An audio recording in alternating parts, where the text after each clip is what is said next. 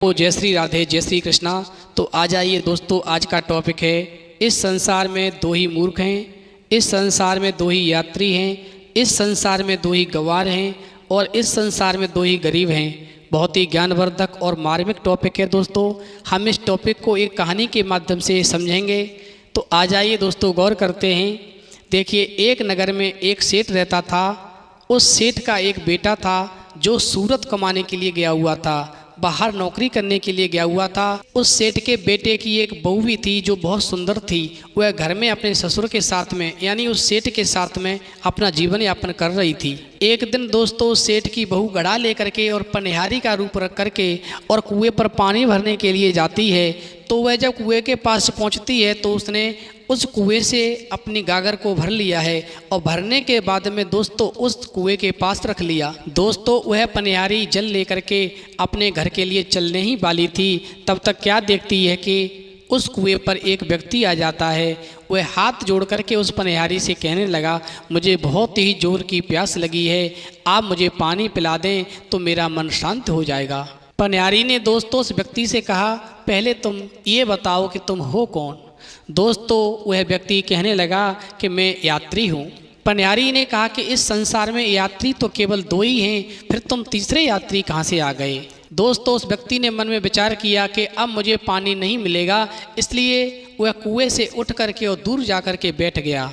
तब तक दूसरा व्यक्ति आ जाता है और कहने लगता है कि मुझे बहुत तेज प्यास लगी है, यदि आप मुझे पानी पिला दे तो मेरा मन शांत हो जाएगा। दोस्तों, वह पनिहारी उस दूसरे व्यक्ति से भी वही पूछती है और कहने लगती है, पहले तुम ये बताओ तुम कौन हो।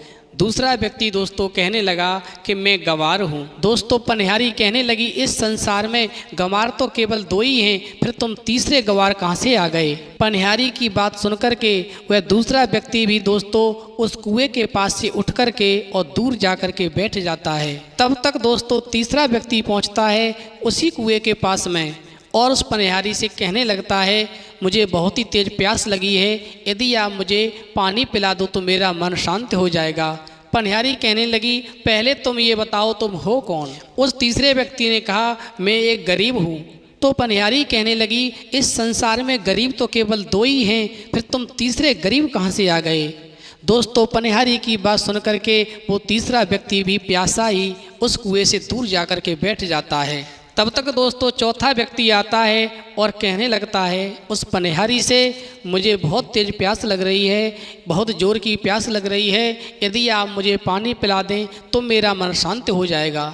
दोस्तों, पनिहारी उस चौथे व्यक्ति से भी वही प्रश्न करती है और कहती है, पहले ये बताओ तुम कौन हो। दोस्तों, चौथा व्यक्ति कहने लगता है, मैं मूर्ख हूँ। पनिहारी ने उस व्यक्ति की बात सुन करके कहा, इस संसार में मूर्ख तो केवल दो ही हैं, फिर तुम तीसरे मूर्ख कहाँ से आ गए।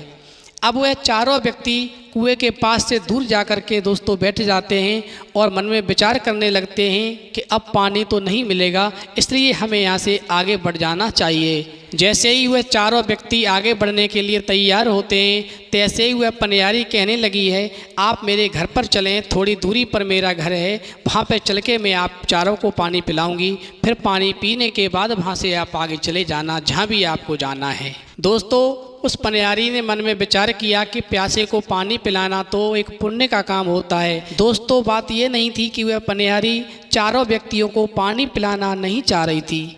बात ये थी कि उसके पास में ऐसा पात्र कोई नहीं था जिससे वह उन चारों व्यक्तियों को पानी पिलाती, और उधर उसके शरीर पर वस्त्र भी ठीक अवस्था में नहीं थे, इसलिए वह पनिहारी मन में संकोच कर रही थी और उसने मन में विचार किया, मैं इन चारों को अपने घर पे ले जा कर के पानी पिलाऊंगी, क्योंकि पानी पिलाना प्यासे को बहुत ही पुण्य का काम होता है। दोस्तों, पनिहारी की बात सुनकर के जब वो चारों व्यक्ति उस पनिहारी के घर पर पहुंच जाते हैं, पनिहारी एक पात्र में पानी लेकर के आती है और उन चारों व्यक्तियों को दोस्तों पानी पिलाते हुए उस पनिहारी का ससुर यानी वो सेठ देख लेता है और मन में ये विचार करने लगता है, उसके मन में पाप जग जाता है और वह मन में सोचता है कि मेरा बेटा बाहर प्रदेश में नौकरी करने के लिए गया हुआ है और उसकी अनुपस्थिति में यहाँ पर गैर मर्दों को बुला करके और घर में शरण दे रही है और उनको पानी पिला रही है, उनकी सेवा कर रही है, जो गलत है। दोस्तों वह सेठ जो था वहाँ से उठा और सीधा राजा के पास पहुँचा और राजा से जा कर के उसने सारी बात कही और राजा से कहा, हे राजन, मेरे पुत्र की जो बहू है उसका चलन ठीक नहीं लगता है मुझे। मेरा बेटा परदेश गया हुआ है, लेकिन मेरे बेटे की अनुपस्थिति में वह मेरे बेटे की बहू जो है गैर मर्दों को घर पर बुलाती है, उनको शरण देती है और उनकी सेवा करती है, उसको सज़ा अवश्य मिलनी चाहिए। दोस्तों सेठ की बात सुन करके राजा ने उस पनिहारी के पास में सूचना भिजवाई, वह तुरंत ही आकर के राजा के सामने पेश हो। जब ये सूचना उस पनिहारी के पास पहुंची है कि उसे राजा ने बुलाया है, तो उस पनिहारी ने भी राजा के लिए एक सूचना भिजवाई और कहा, उस राजा से ये पूछ करके आओ राजा ने मुझे किस रूप में बुलाया है, बेटी के रूप में बुलाया है या बहू के रूप में बुलाया है या अन्य किसी और रूप में मुझे बुलाया है। दोस्तों राजा को जब ये सूचना वापस दी गई तो राजा ने पालकी भेजी और कहा, इस पालकी में बिठा करके उसे लेकर के आओ, उसे यहाँ पर एक बहू के रूप में बुलाया गया है। जब दोस्तों वो पनिहारी उस पालकी में बैठ करके राजा के दरबार में आई और राजा के सामने जब पेश होती है वह पनिहारी, तो राजा उस पनिहारी को देख करके कहने लगा, तुम एक बात बताओ, जब तुम्हारा पति घर पर नहीं है फिर तुम गैर मर्दों को अपने घर में क्यों बुलाती हो और क्यों उनकी सेवा करती हो, तुम्हें सज़ा मिलेगी। राजा की बात सुनकर के वह पनिहारी कहने लगी, हे राजन, इसमें मेरा कोई दोष नहीं है, मैं तो केवल कुएं पर जल भरने के लिए गई थी।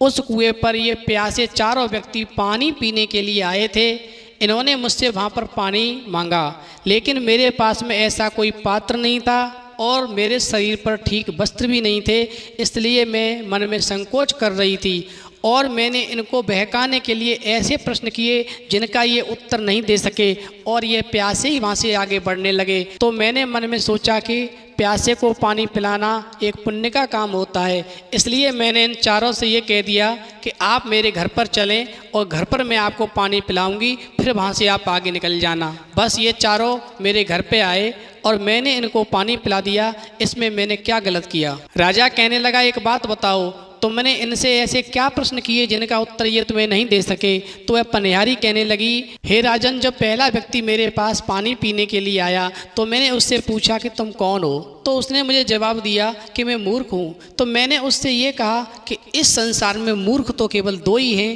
फिर तुम तीसरे मूर्ख कहाँ से आ गए। इसी प्रकार जब दूसरा व्यक्ति मेरे पास आया तो मैंने उससे पूछा तुम कौन हो, तो उसने कहा मैं यात्री हूँ।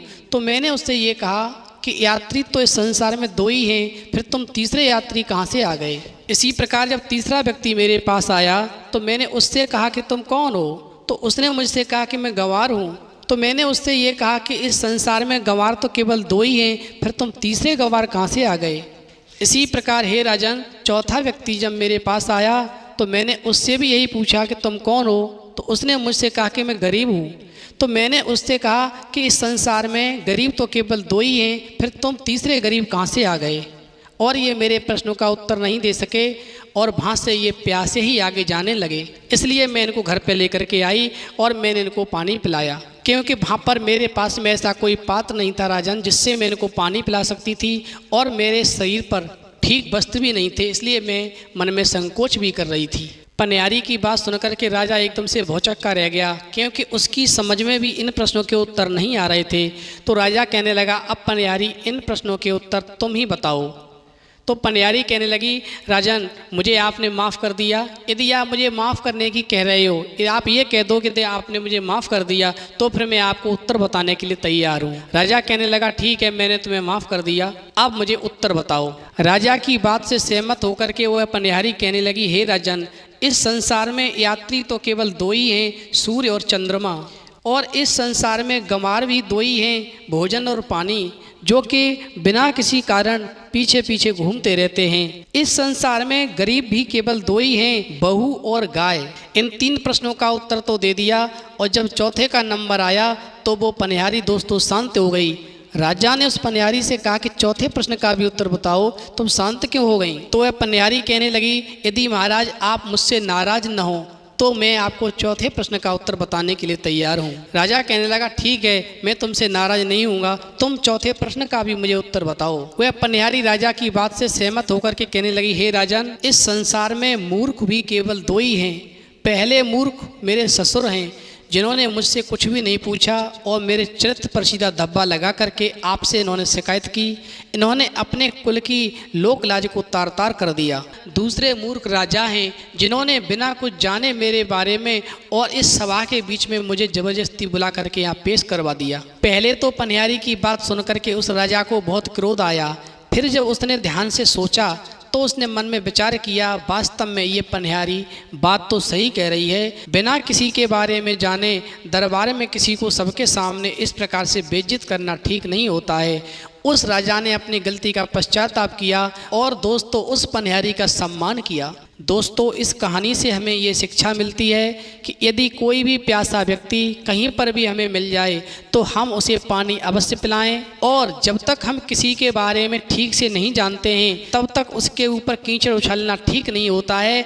हम किसी के साथ अच्छा नहीं कर सकें तो किसी के साथ हमें बुरा भी नहीं सोचना चाहिए। इस वीडियो में इतना ही, फिर मिलेंगे एक नई वीडियो में नए टॉपिक के साथ। तब तक के लिए जय श्री राधे, जय श्री कृष्ण।